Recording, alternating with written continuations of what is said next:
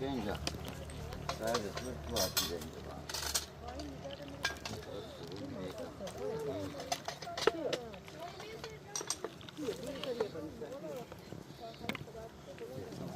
چیجه؟ شیر کلان ویگی. شیر کدوم این هگش شور است. آها شیر اینو نه هگش شور.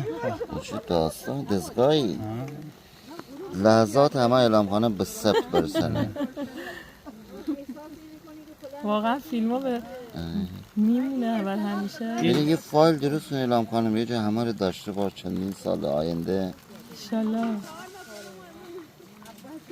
احسان قشنگ فیلم ها رو بایگانی میکنن. آره اصلا فیلم بعد یهویی بیرون میاره بعد از چند سال آدم میگه اصلا یادش میره همچین فیلم هایی داشت. خیلی لحظات و چیزی یادم بعضی از فکرشو نکنه خدا اینی که داشت.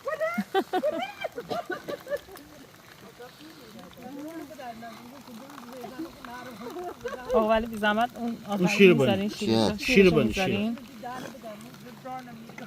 بله. احسنت. خیلی. ممنون.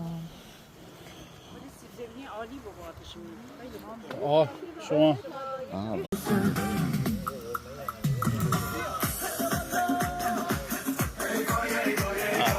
حسین جان.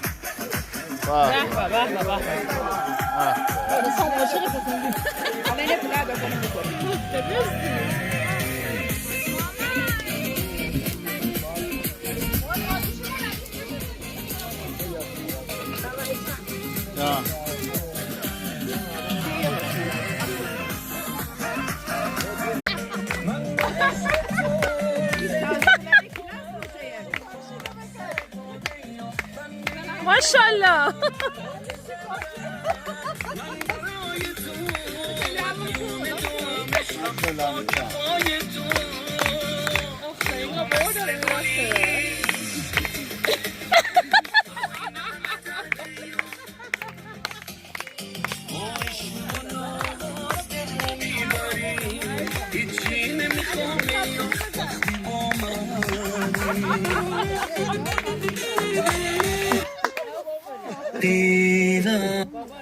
آنوش که برای آنوش آقا ولی این لقمه است. آقا ولی این لقمه است بخورین. نه این لقمه آماده است. برای شما گرفته بودم.